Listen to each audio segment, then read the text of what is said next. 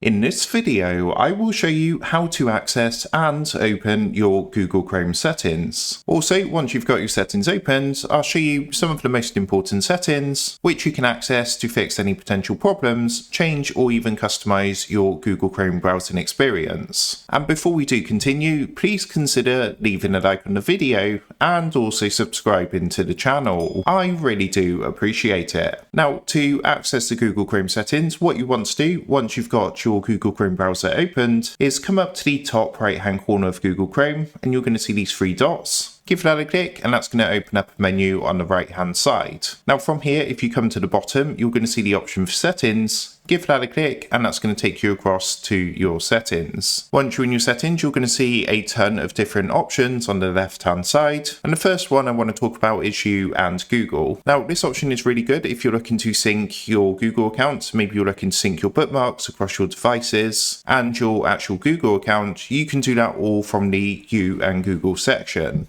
Now, coming back over to the left-hand side, you can see the next option is about autofill and passwords. So this is all related to passwords that are saved to your Google account. So if we click onto this, you can see we've got our Google Password Manager, which you can use to view all your different passwords that you save to your Google account. You can also find any saved payment methods here as well, which you can manage and remove maybe older payment methods, or even add new credit or debit cards. There's also the contact info section, which is to do with addresses. So the autofill feature on Chrome, basically when you sign up for websites or say you're purchasing something, if you have autofill turned on, which you can also disable from this section for any of the payments or contact info, things like that. But if you do have it turned on, it's automatically going to ask if you want to autofill your details with the details saved to your Google account. So you can actually manage, edit, remove and add your different autofill options from this section here. Underneath the next section, you're going to see privacy and security. So this way you can come to do things like delete your browsing data, for example, your browsing history, cookies, cache, and more. You can also come here if you want to change the security of the browser. So maybe you want to add like a family filter, which is going to help filter out dangerous websites and things like that. And you can also do things like block pop-ups and things like that on certain websites, which is all found in this section. The next section is about performance. You don't really need to worry too much about this. This is mainly related to performance, but Google Chrome is quite a good browser anyway, so you don't really need to worry about that one. Next, we've got appearance, which is where you can come to actually customize your Google Chrome experience. So you can actually change the Google Chrome theme. You can customize your toolbar, so the toolbar at the top. You can add different icons, for example, the bookmarks icon and things like that. You can also change the mode from here as well, so from light to dark, which of course is really good. If you do use Chrome for extended periods of time, it does reduce strain on the eyes. Also, you can change the font size, and there's a couple of different things you can do from here as well. Coming back over, you can see the next option is to do with search engine. So this is basically the default engine that you can set for Google Chrome to use. Now, I just like to use Google, most Google products, so I've actually got Google set as my default search engine, which means if I come up to the address bar at the top, if I open up a new tab, you can see we've got this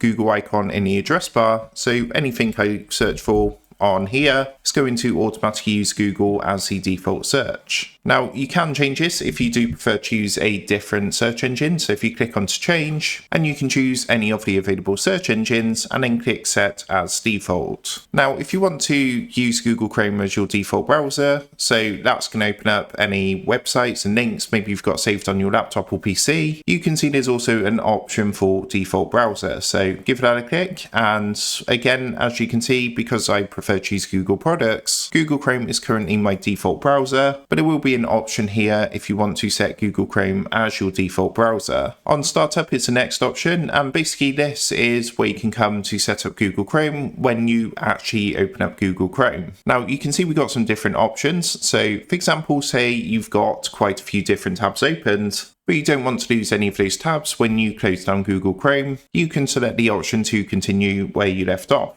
which means when you open up Google Chrome, it's going to have all your current open tabs, things like that, so you don't lose any of your tabs. You have got the option as well to just open a new tab page, which is the default option for Google Chrome, or you can set Google Chrome to open a specific page or set of pages. For example, you can add a new page by clicking the link here, which you're going to add to the list here. Of course, you can add as many pages as you want, but in this example, if I was to choose this option, you can see I've got google.com, which means that when I open up Google Chrome, it's going to open up google.com automatically. Personally, I prefer to use this option here, continue where you left off, so it just resumes from when I was last using Google Chrome, but of course this is all down to personal preference. So that's really the main settings you need to worry about in Google Chrome. The second section is to do with things like languages, downloads, accessibility is quite important if you need additional accessibility options, and the extensions option is pretty cool as well. This way you can come to the Chrome Web Store and find extensions which you can install to Google Chrome to help with things like productivity or certain extensions which can enhance your Chrome browsing experience. So that was a quick overview on how to access and open your Google Chrome settings, and just a quick overview really on some of the most important settings and what you can do from your Google Chrome settings. So with that being said, I hope this quick tutorial did help you out today, and if this did help you out, I would really appreciate it if you was to consider dropping down below the video, leaving a like, and also subscribing to the channel. With that being said, I just want to take a minute, thank you guys for watching this quick tutorial, and I will see you in the next video.